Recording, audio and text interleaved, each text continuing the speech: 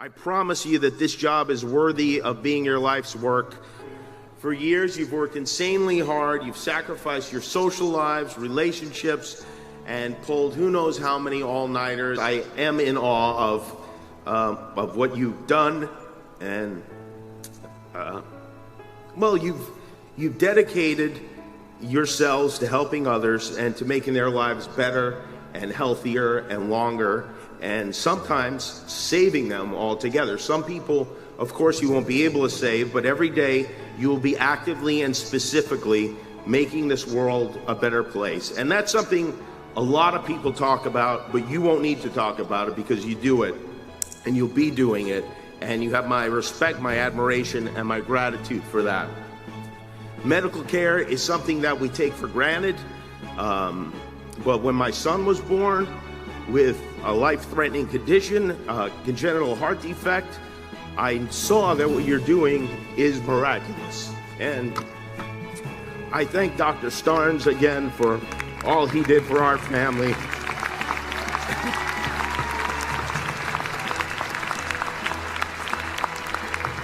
A friend of mine said, who's a doctor, said, medicine is magic for adults, and it is. It is magic that's made possible my son to have a healthy life and to grow and to even bite me on the nipple really hard last week for no reason at all. I did nothing to him.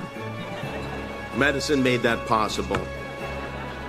Children's Hospital made that possible. You will make that possible for other parents. And as doctors, you will have not only the opportunities to speak out, but also the authority to speak out. And I hope that you will have the courage to, and I know you will. Because you didn't become doctors to help people who have the right insurance or can cover the copays. You got into this to help other people based on need, and you deserve a support system that lets you do that regardless of our national circumstances. Make no mistake, you should still make a lot of money for doing it. There's no reason that shouldn't happen. You deserve it for working so hard and eating so much ramen all these years, and not even the top ramen, the bottom ramen. You deserve every penny you get. But do be kind, be compassionate, caring and understanding. Teach your patients. Doctor means teacher, right? Teach the techs and the students. Handle your fellow humans gently. And listen, that's really all we want, is we want a doctor to listen and act like he or she cares. We don't expect you to have all the, we do expect you to have all the answers. And by the way, after all the money you spent on school, you should have some of the answers, for sure. But if you don't, just fake it. We don't know what you're talking about. Just use words like dysphagia and we will nod. And my final piece of advice is this, is to take care of yourselves. You're going to be saddled with a lot of stress, taking care of others. People depend on you for their well-being and their lives. You'll be dealing with frightened, sometimes angry patients. The life you've chosen is consequential. You've been given the privilege of seeing people who were a few moments ago complete strangers, undressed and sharing secrets they've never shared with anyone else.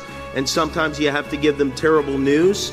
It's a stressful job, being responsible for other people's lives, and most of your marketing friends and your writer friends and your lawyer friends are not going to understand it. So lean on each other, because all of you will, in the next 3 to 7 years, have a hard time. It will be hard. Doctors need doctors too. Take care of each other and find a way to make time for yourself. Thank you for listening. Thank you for devoting your lives to this noble profession. Thank you for all the hard work you've done and the hard work you're going to do. Nothing is more important than this. I promise you that this job is worthy of being your life's work. Thank you for helping others. And I don't know when the peace sign became fight on, but fight on.